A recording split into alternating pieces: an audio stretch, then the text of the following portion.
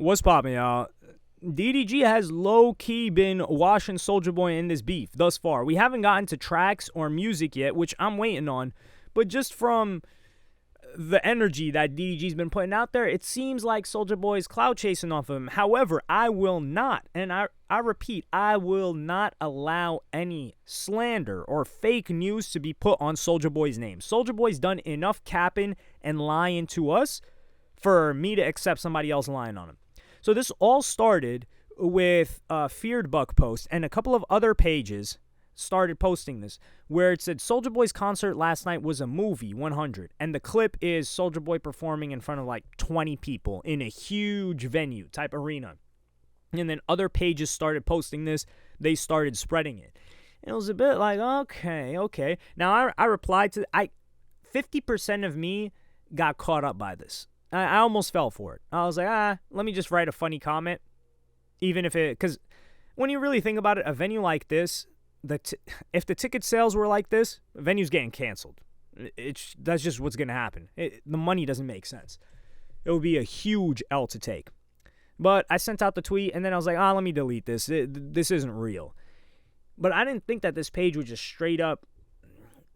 This thing is, they didn't lie. That is what you should be aware of. They said Soulja Boy's concert last night was a movie, but they know, and this is the thing, pages like this, they know what goes viral, and they know what you're going to believe. You're going to see this show, and not you necessarily, but the general populace is going to see this and think, damn, Soulja Boy's down bad right now, especially Soulja Boy just taking a huge loss in court. And then Soulja Boy went, and other pages start posting this. So Soulja Boy went on to say, when the hate don't work, they make up lies. That was rehearsals for soundcheck. Doors wasn't open yet. And then Soulja Boy posted a full clip of him when he was actually performing. And the place was packed out. Now, hold on. That was not a Soulja Boy show. That was a Wild 'N Out show. So I think Wild 'N Out is on tour. I didn't know they went on tours. I didn't know that Wild 'N Out was still this big. Shout out to Nick Cannon. That's really impressive. This has been a long-standing show. They gave, I think, like Timothy De La Ghetto and a lot of these other internet personalities their first like break or bridge to potential mainstream work on TV and now streaming services and things like that. So I really do have a place in my heart for Wild 'N Out and the people that run that. It was just such a, like, it's genuine, and they were forward thinking. So the fact that they're on tour makes me happy.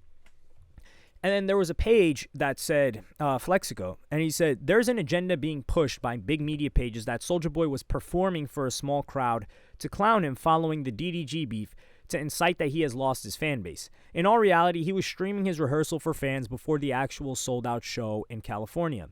Kiro and Miss and Academics TV have deleted their tweets after Soulja Boy logged on to X to debunk the rumors. So there you go. These are two. Now the Feared Buck account, the Feared Buck post is still up there, I believe.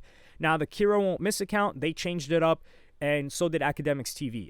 Academics TV page, he doesn't have an issue with Soulja Boy. He's just kind of trying to post for engagement. Now he has issues with other people like Kendrick Lamar. He's going to destroy him or try to make him look bad whenever he can. But Soulja Boy, he doesn't have an issue with that. And I replied to this to give a better understanding. So Kiro Won't Miss and these other pages, they see a post performing well, they're going to give their own spin on it. So now you've got this word of mouth network effect of fake news that's spreading like crazy. And then Soulja Boy has to address it.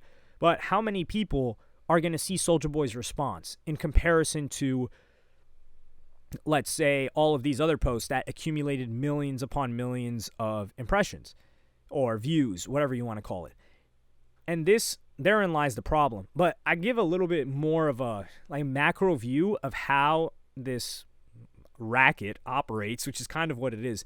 And I replied to the tweet and I said, there's a mafia that is running perception/PR on X right now. I'm playing it up a little bit.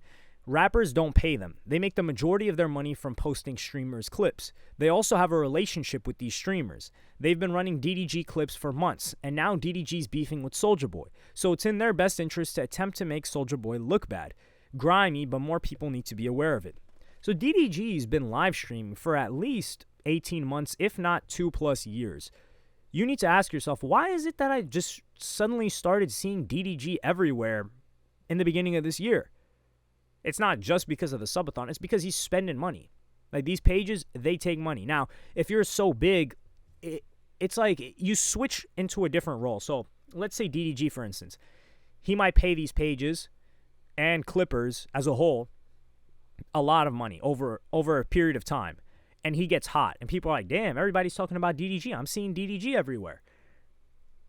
Eventually, DDG crosses over into you posting about DDG gets you a ton of views and impressions.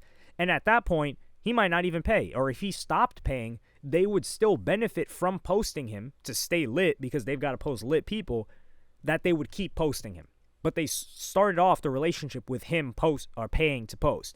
So if somebody's putting money in your pocket, in this case, not just DDG, Neon, Aiden Ross, all of these streamers are doing this. Every single one of them.